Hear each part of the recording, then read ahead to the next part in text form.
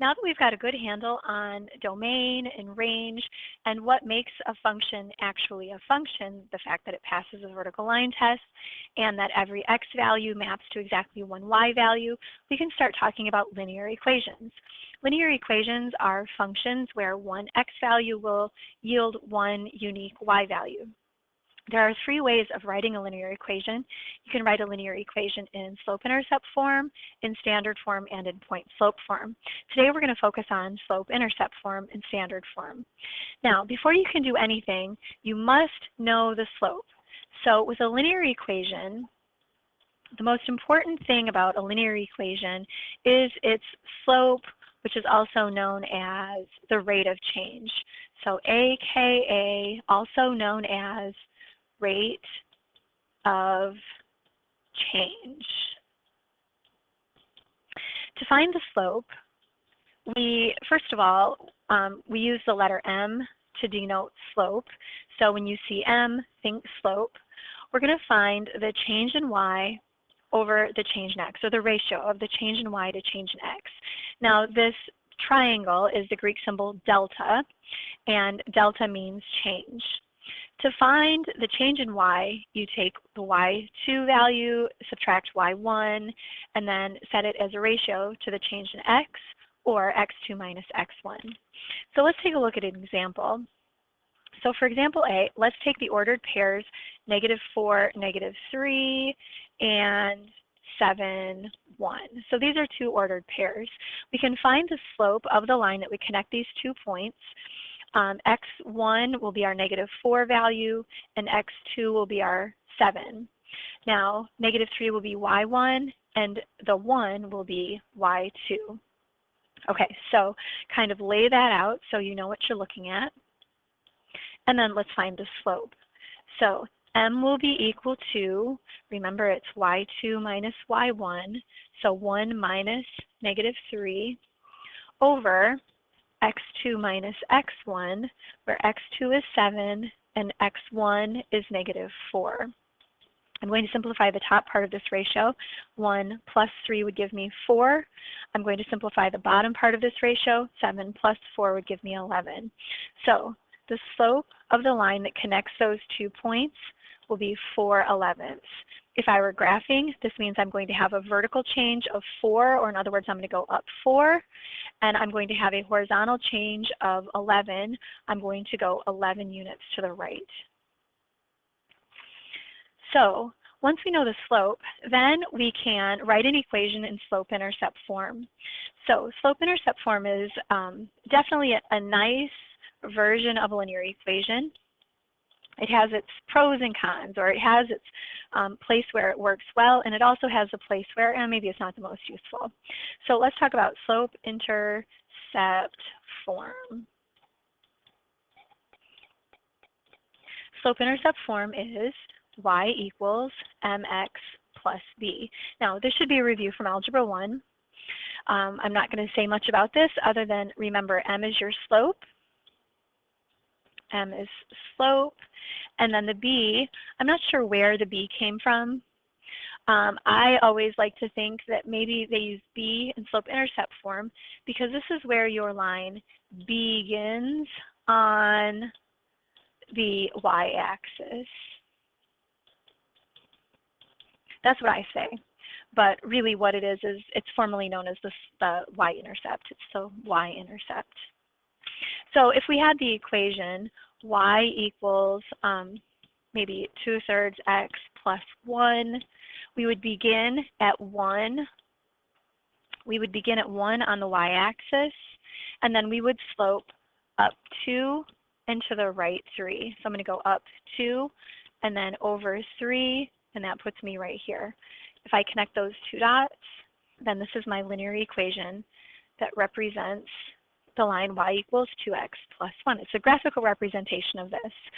So again, remember that I went up 2 and over 3 units to get to my next point. Okay, but what if they just gave us some information? Actually, my first example was A, so I'm going to call this example B. Okay, so what if they just give us some information like the slope of a line is 1/5, and then that line has a y-intercept of 0, -3. Could I write a linear equation in slope-intercept form? I could.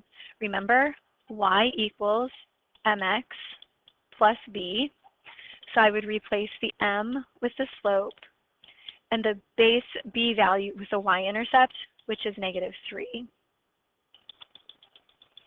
Your -3 is your y-intercept. So there's an equation in slope-intercept form. But what if they gave us just kind of a hodgepodge of stuff? So let's take a look at example C. Now this time I'm going to give you an equation 8x plus 6y is equal to 24. Can I convert this to slope-intercept form? So the directions might say convert to slope-intercept form. Well, if I want to convert it to slope-intercept form, I'm thinking I need something that looks like y equals mx plus b. So keeping my eye on the prize, the y right here, I'm going to begin by subtracting 8x. If I subtract 8x, that leaves me with 6y equals, now I'm going to put this in order strategically, -8x plus 24. So I'm putting my x term before the constant, keeping my eye on the prize, y equals mx plus b. I still want to solve for y, so my next step will be to divide both sides by 6. The 6's cancel on the left, and I'm left with y equals -8x over 6 plus 24 over 6. Okay, I can simplify. -8 over 6 would be like -4 over 3x, and then 24 over 6 would be 4. There we go. Now we have an equation in slope-intercept form. So like I said, slope-intercept form has its pros and cons. I like slope-intercept a lot if I have to graph. So if I have to graph, I like to get my equations in slope-intercept form because it's really easy to decide where to begin. I'm going to begin at the 4 because that's my y-intercept. And then from there, it's really easy to determine how to slope.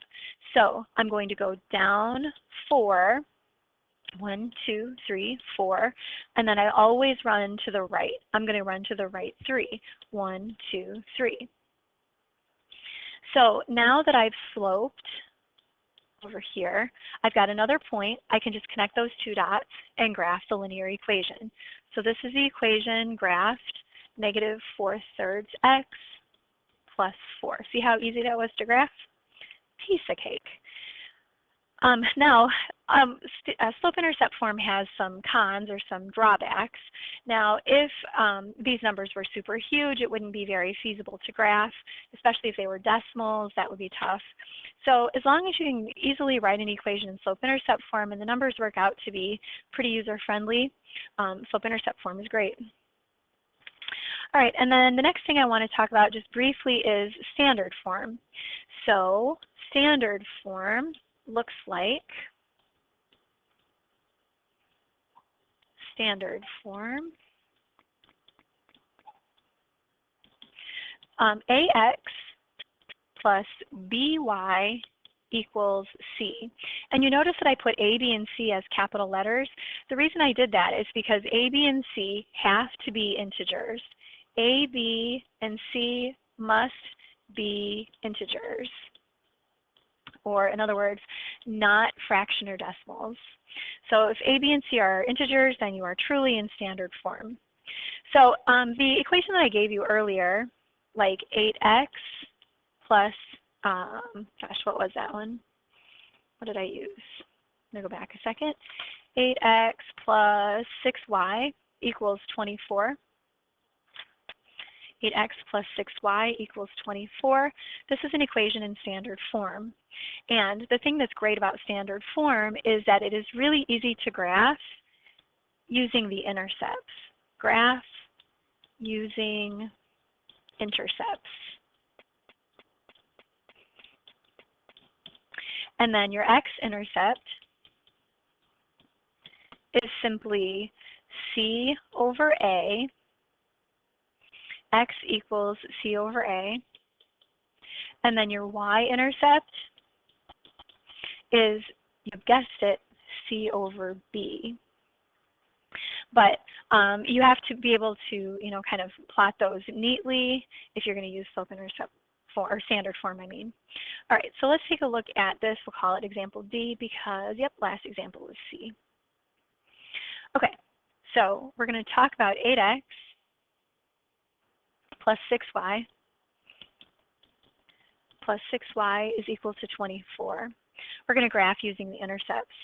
So my x-intercept is going to be 24 over 8, which is 6. We're going to plot 6 on, of course, the x-axis. And then my y-intercept is going to be 24 divided by 6, which would be 4. And that is going to be on the y-axis.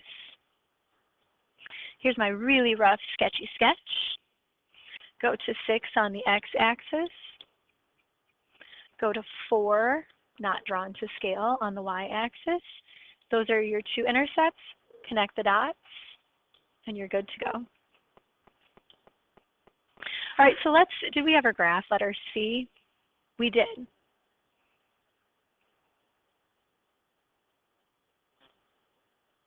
Let's see.